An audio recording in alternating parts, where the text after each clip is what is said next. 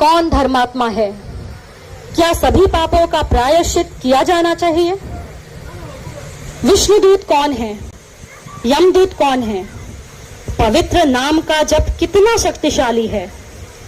क्या कोई पापी व्यक्ति परमेश्वर द्वारा क्षमा किया जा सकता है या उसे हमेशा के लिए नरक में डाल दिया जाता है? हमारे मन में कई सवाल रहते हैं। साथ ही क्या पवित्र नाम का जप वास्तव में काम करता है? क्या प्रभु हमारी प्रार्थनाएं सुनते हैं? क्या वह हमारा जप सुनते हैं? हम अजामिल की इस कहानी से इन सभी सवालों के जवाब ढूंढने जा रहे हैं। आइए देखते हैं।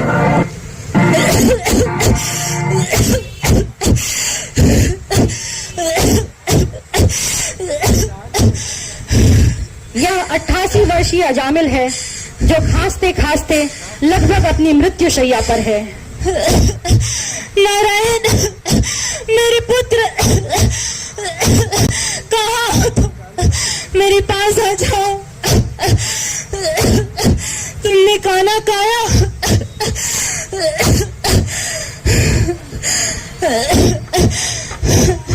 नारायण। नारायण अजामिल का अंतिम पुत्र था। बूढ़ा होने के बाद भी वह यौन जीवन का आदी था और इसलिए 88 वर्ष की आयु में उसका 2 वर्ष का सबसे छोटा पुत्र हुआ और इस कारण से वह अपने छोटे पुत्र नारायण से बहुत ही आसक्त था और सदैव उसका नाम पुकारा करता था। नारायण, नारायण।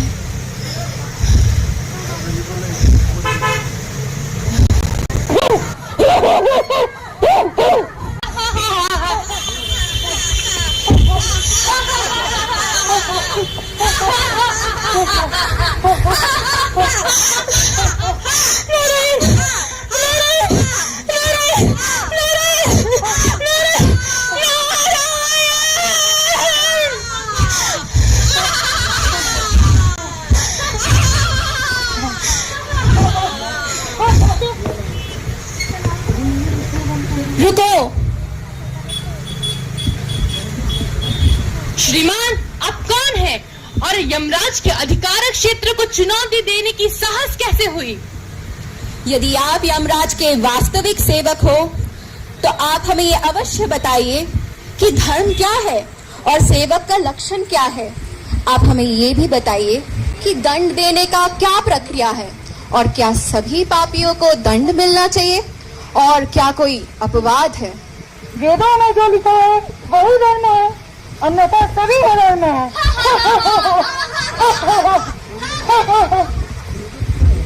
सूर्य, चंद्र, आकाश, जल, भूमि, वायु, अग्नि, देवताएं और स्वयं परमात्मा जीव के प्रत्येक गतिविधियों के साक्षी है। जो धर्म का पालन नहीं करता और पाप करता है वो दंड के पूर्ण योग्य है।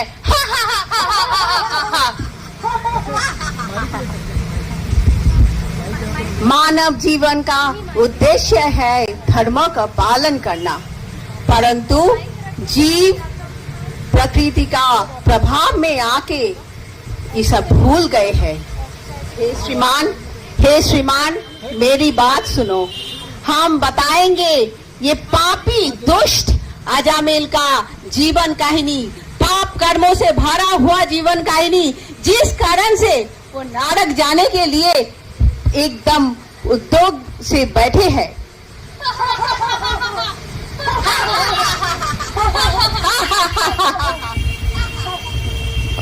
और इस प्रकार परिवार से थे। अजामिल सभी प्रकार के यज्ञ, दान, उसके पतन का कारण क्या था, यह जानने के लिए हम आपको अजामिल के अतीत में ले जा रहे हैं, जब वह अपनी पतिव्रता पत्नी के साथ एक धार्मिक जीवन जी रहा था।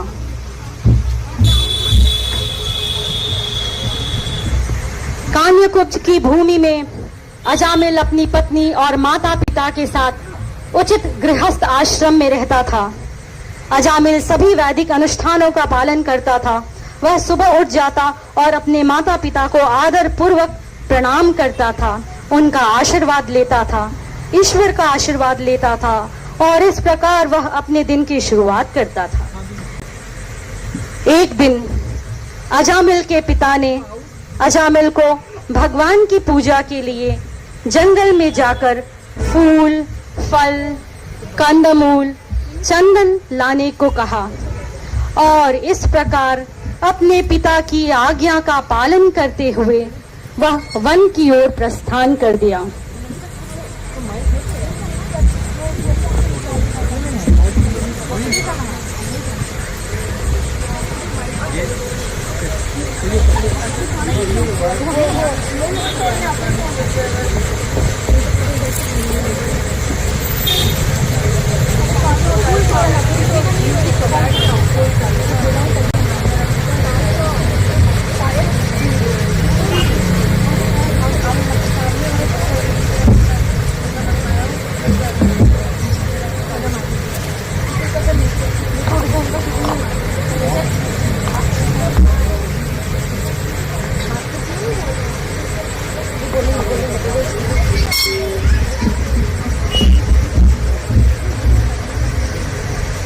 अजामिल पूरी तरह से अपने कार्यों में लीन था,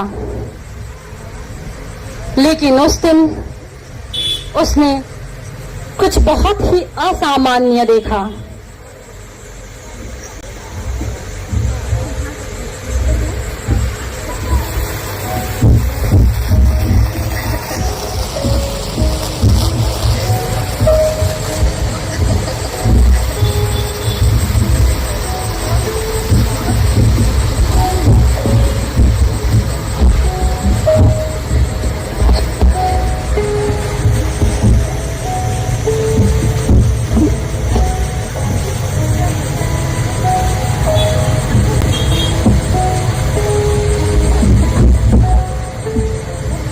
उस दिन एक शूद्र और शूद्राणी को उसने आलिंगन करते हुए देखा।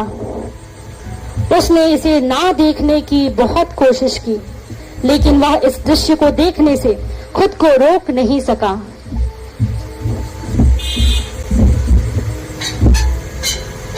वह दृश्य देखने के बाद अजामिल स्तब्ध रह गया। वह इसके अलावा कुछ भी नहीं सोच पा रहा था।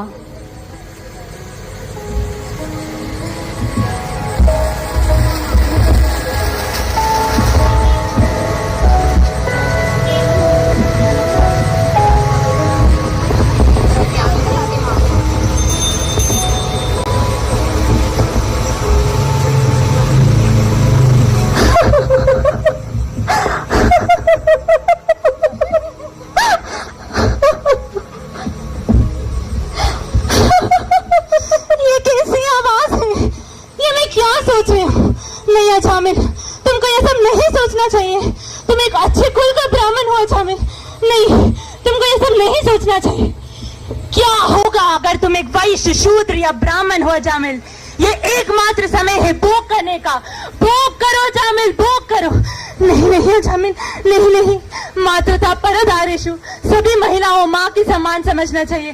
तुमको यह सब नहीं सोचना चाहिए अजामिल। नहीं नहीं, यह अजामिल, अभी तुम युवा में हो और भोग करने का योग्य हो। भोग करो अजामिल, भोग करो। नहीं नहीं नहीं नहीं, ये काम, क्रोध और लोभ तुमको नरक की ओर ले जाएगा अजामिल। नहीं नहीं, मत जाओ अजामिल, मत जाओ। अरे अजामिल, ये शास्त्र सब बकवास है, छोड़ो। Enjoy Ajamil, enjoy. हा हा हा हा हा। इस प्रकार वैश्य से भोग करने का निश्चय करके वह उस स्थान पर गया जहां शूद्र और शूद्राणी भोग कर रहे थे।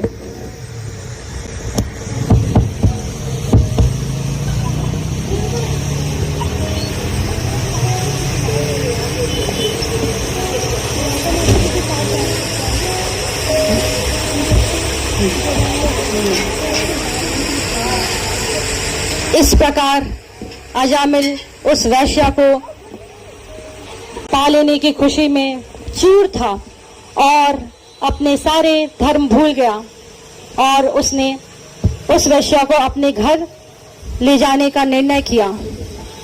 आओ मेरी जान, आओ, तुम इस घर की रानी बनोगी। पिताश्री, आज से हमारी नई नौकरानी है। बेटा, हमें नौकरानी की क्या आवश्यकता है? अरे चलो, मैं तो निर्णय ले चुका हूँ और मेरा निर्णय अंतिम निर्णय होगा। ठीक है बेटा।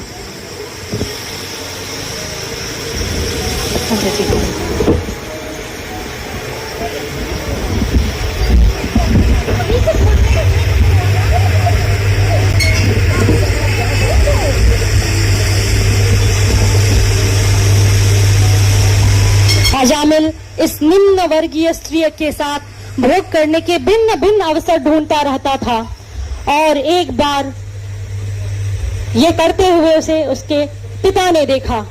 बेटा, ये तुम क्या कर रहे हो? मैं तो बस उसको काम सिखाने की कोशिश कर रही थी, इसमें क्या है? वैसे भी आपको इसमें दखल देने की कोई जरूरत नहीं है। बेटा, तुम्हें पता है ना कि हर औरत को माँ की तरह समझना चाहिए, लेकिन तुम...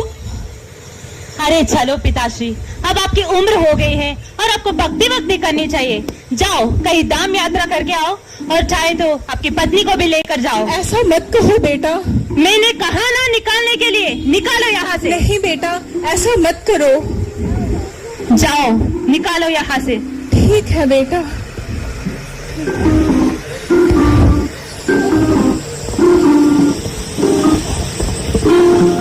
इस प्रकार अजामिल के माता पिता ने संन्यास ले लिया और वो वानप्रस्थ जीवन के लिए निकल गए। अब हम देखते हैं उसकी पतिव्रता पत्नी के साथ भी क्या होता है।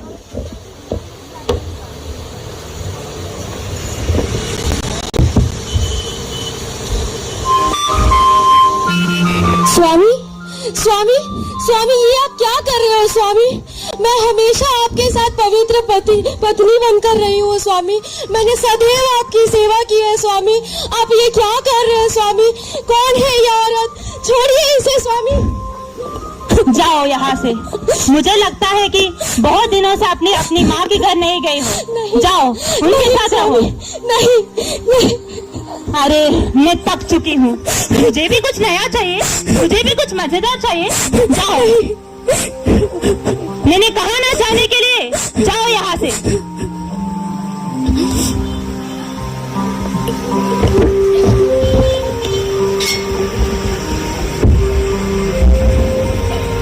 और इस प्रकार उसकी पत्नी को भी उसने घर से निकाल दिया और अब वो दोनों को हम देखते हैं आगे।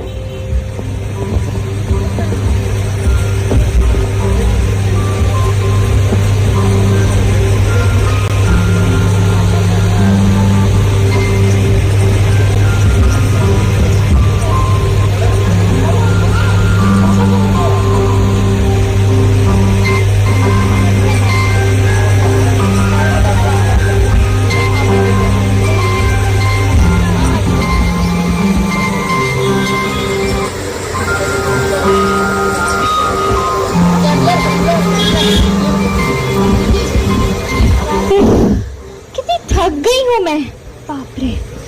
हे अजामिल, इधर आओ। हाँ मेरी जान, बताओ। हे मेरे पैर दबाओ। हाँ, आपके लिए कुछ भी करूंगी मैं।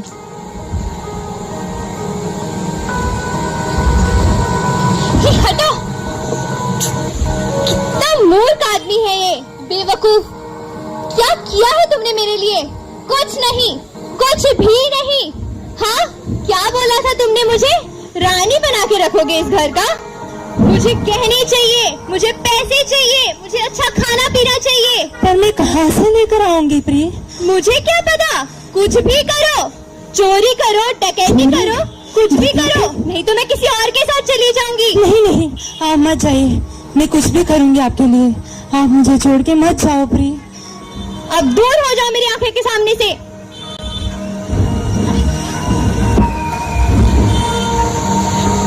भगवान, अब मुझे चोरी करना पड़ेगा। हे भगवान, अब मुझे जुआ खेलना पड़ेगा। हाँ, पर हाँ, मेरे प्रिय के लिए मैं कुछ भी करूंगा, मैं कुछ भी करूंगा, मैं कुछ भी करूंगा।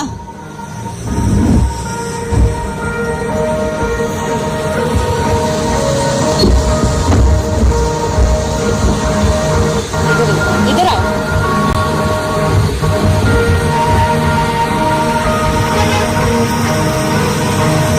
चलो दोस्तों, जुआ खेलते हैं।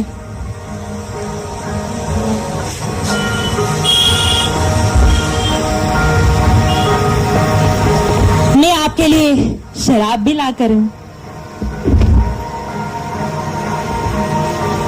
इस प्रकार धीरे धीरे अजामिल सभी प्रकार के अनुचित कार्यों का सहारा लेना शुरू कर दिया। पहले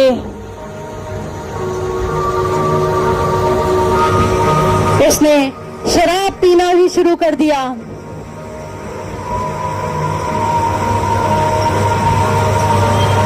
और फिर मांसाहार,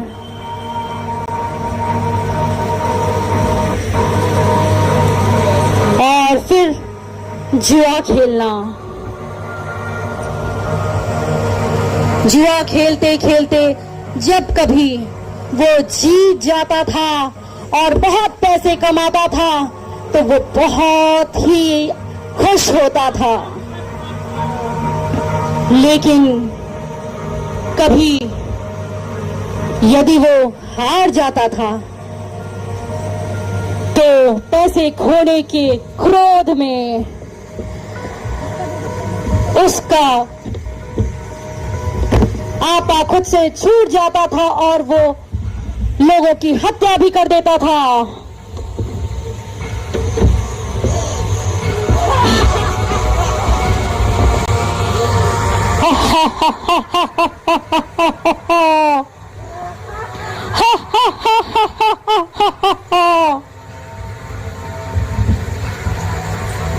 इस प्रकार वह अत्यंत पापी हो गया और एक क्रूर हत्यारा बन गया, और उसने अत्यंत पापमय जीवन व्यतीत किया।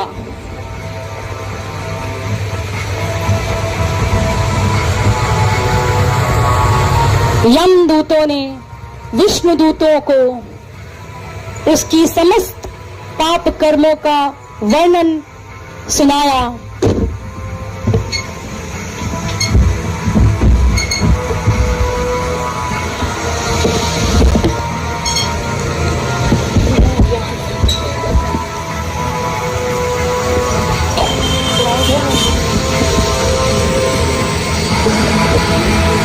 इस पापी अजामिल ने अपना पूरा जीवन बस पाप कर्मों से व्यतीत किया है। इसने एक वेश्या के हाथ से बनाया हुआ भोजन ग्रहण किया और ये जुए और शराब का आदी है, इसीलिए ये दंड के पूर्ण योग्य है।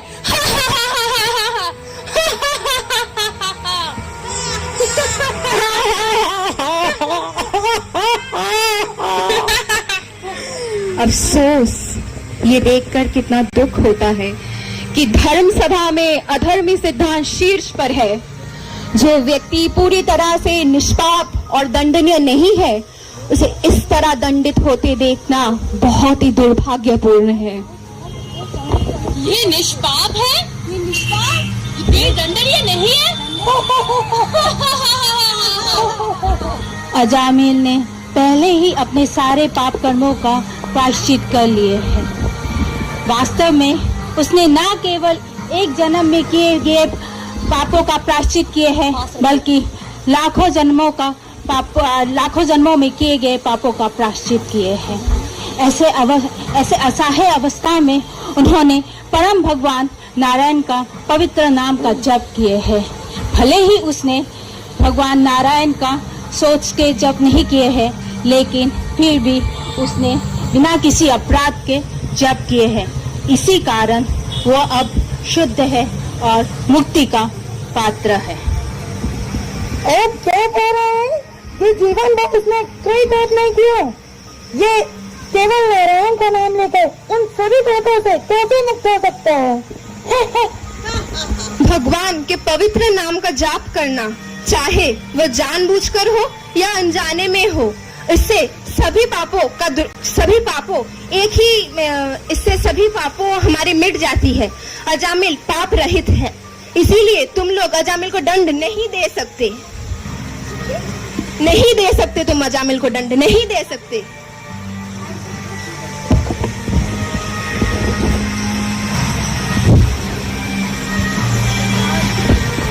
यमराज यमराज यमराज यमराज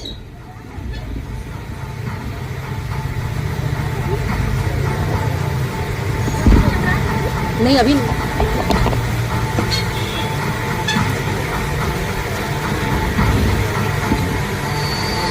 और इस प्रकार विष्णुदूतों ने यमपाश को काटकर अजामिल का उद्धार किया। अजामिल ने विष्णुदूतों के चरणों को सादर प्रणाम किया और इसके पहले कि वह कुछ बोल पाता, वे चारों दिव्य पुरुष उसकी आंखों से ओझल हो गए और इस प्रकार अजामिल को अपने किए गए कार्यों पे पश्चाताप होने लगा।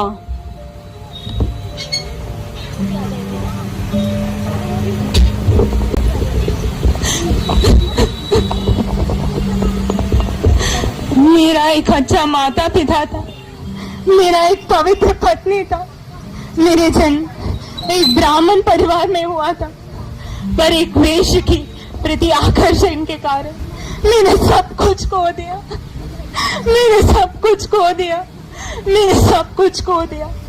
मैंने सारे नियमों को तोड़ दिया।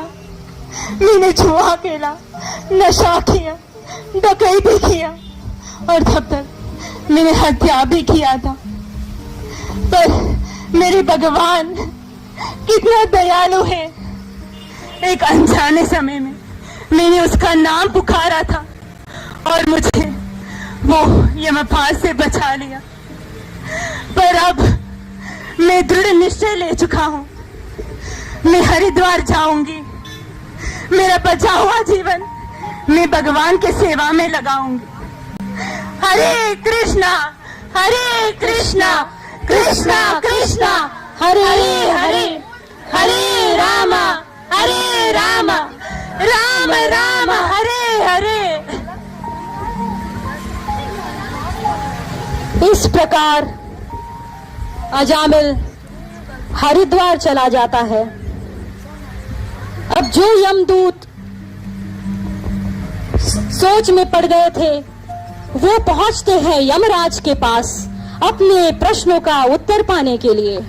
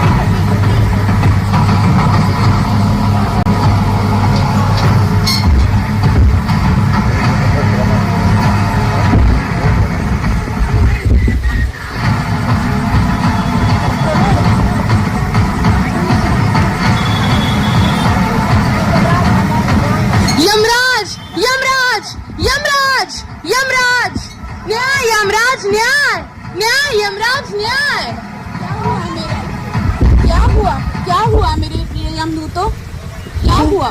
हे प्रभु, हम तीनों मनुष्यों अजामिल को पापी दुष्ट अजामिल को लेने के लिए अंतिम समय में गए थे, पर 4 वैष्णव आके हम लोगों को रोक लिया। ऐसे जीवन भर जो पाप किए हुआ अजामिल, उनका अगर नरक में शास्ति नहीं हुआ तो ऐसे शास्ति किसने देगा? मनुष्य को शास्ति कैसे मिलेगा? न्याय का मतलब क्या है? 4 वैष्णव,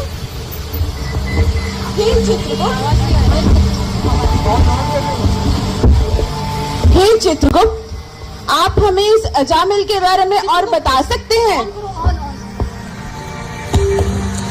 हाँ प्रभु। अजामिल एक पवित्र कुल का ब्राह्मण था। उन्होंने सारे जीवन अपने पाप कर्मों में बिताए हैं, किंतु वो पाप कर्म कैसे हुए? उन्होंने एक दिन जंगल में एक शूद्र और शूद्रानी को आलिंगन करते हुए देखा था। तब वह शूद्रानी को अपने साथ घर ले आए और उनके साथ अपवित्र रिश्ता प्रारंभ किया। फिर उसके बाद उन्होंने चोरी की, डकैती की, जुआ खेला, मांस खाया। इससे उनका पाप कर्म बढ़ता गया। किंतु उन्होंने अपने अंतिम समय में अपने सबसे छोटे पुत्र नारायण का नाम लिया था। नारायण का नाम लिया था। मेरे प्रिय सेवकों, अब जो मैं कहता हूँ ध्यान से सुनो। ये अजामिल अब हमारे दायित्व, अब हमारे अधिकार क्षेत्र से बाहर है। इसे अब हम यमलोक नहीं ला सकते।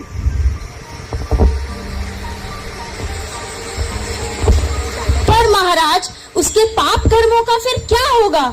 उसने जो जीवन भर इतने पाप किए हैं, उसका क्या होगा? हाँ, क्योंकि अब वो विष्णु दूतों द्वारा संरक्षित है, वह अब हमारे अधिकार क्षेत्र में नहीं आता। ऐसा कोई भी व्यक्ति जिसने अपने पूरे जीवन में एक बार भी महान विष्णु का नाम लिया हो, उसे हम यहाँ पे नहीं ला सकते। ऐसा कोई भी व्यक्ति जिसने अपने मन से, अपनी आत्मा से, अपनी इंद्रियों द्वारा विष्णु सेवा की हो, उसे हम यहाँ नहीं ला सकते। लेकिन ऐसा कोई भी व्यक्ति जिसने अपनी इंद्रियों को विष्णु सेवा में नहीं लगाया, ऐसा व्यक्ति जिसने अपनी आंखों से भगवान के सुंदर मुख को देखने की कल्पना नहीं की, जिसने अपनी चरणों से भगवान के दर्शन करने जाने की इच्छा नहीं की, ऐसा कोई भी व्यक्ति, उसे तुम जरूर मेरे सामने लेके आओ। लेकिन एक चीज और, तुमने वहां जाके उसकी आत्मा को यहाँ लाने की जो चेष्टा की है, वह भी बहुत बड़ी गलती है। हे प्रभु, हे विष्णु, कृपा करके मेरे सेवकों को जो अज्ञातता के कारण वहां जाके उस पवित्र आत्मा को यहाँ लाने के लिए गए, उनको कृपा करके क्षमा कर दीजिए।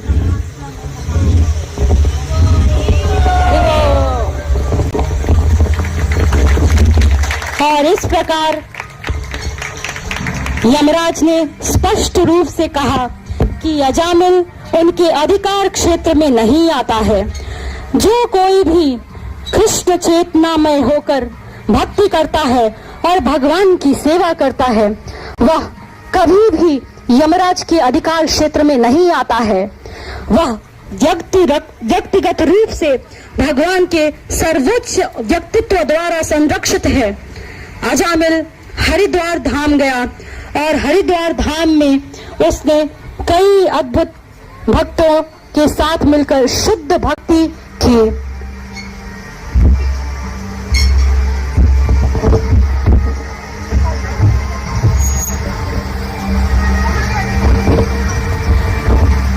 हरे कृष्णा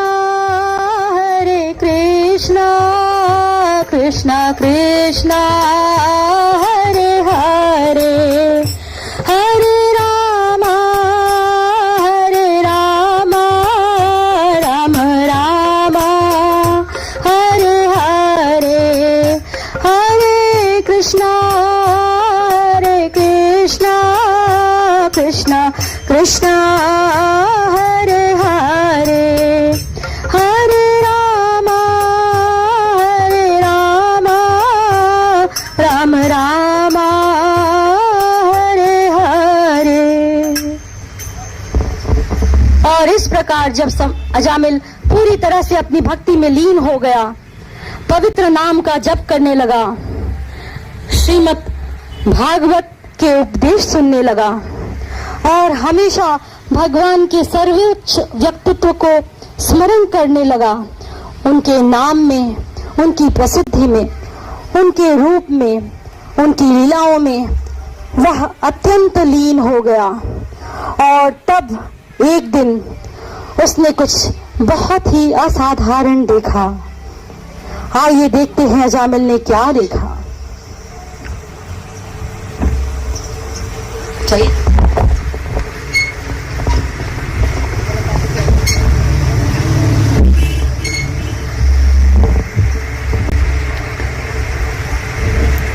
उसे वही 4 विष्णुदूत दिखाई दिए।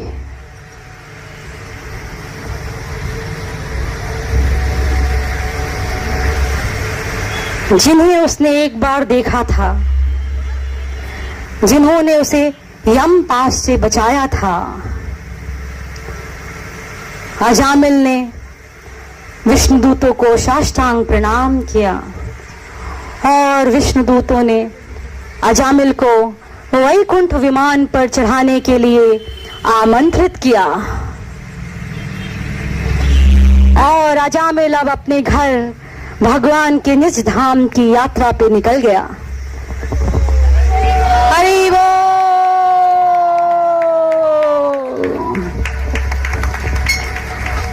तो भक्तों, आप सभी ने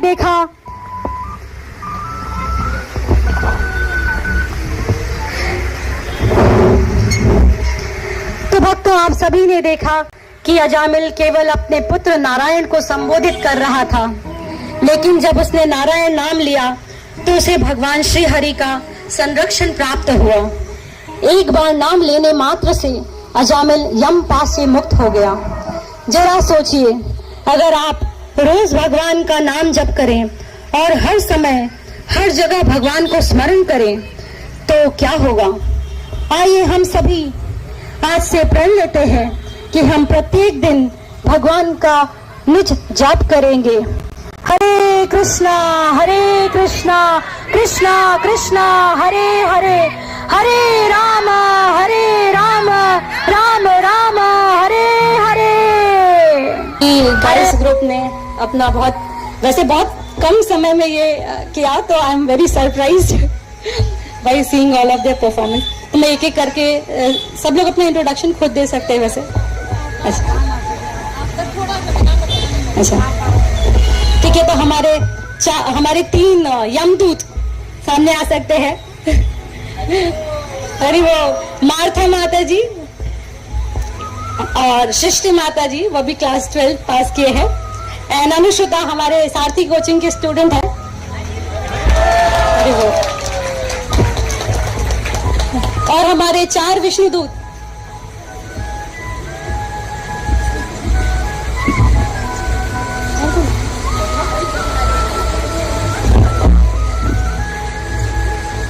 सबसे उधर जोनाली माता जी और ओइशी हमारे अगेन स्टूडेंट, और हमारे बहुत अच्छे भक्त स्वामी माता जी जो इस रथ यात्रा के लिए पहली बार कोलकाता से इधर आए हैं, और हमारी रूमी माता जी। हरी हरी वो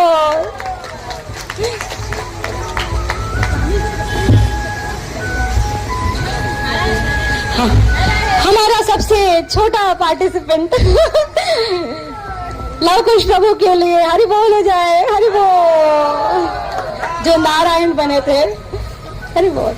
और हमारे यमराज बने थे ऋचा माता जी, ये IIT में प्रोफेसर है, हरि बोल, ठीक है।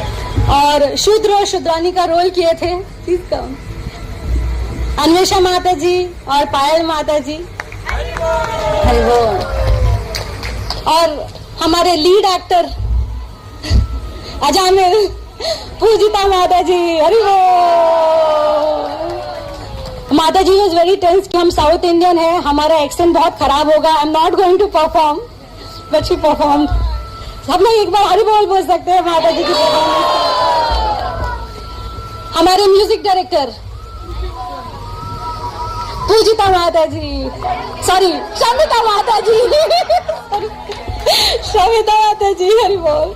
और कौन बचा? हाँ, अजामिल के माता पिता का role,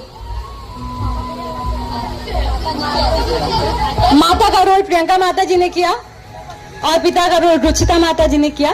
she is also IIT student and PhD। और अजामिला की पत्नी का रोल किया माता जी ने।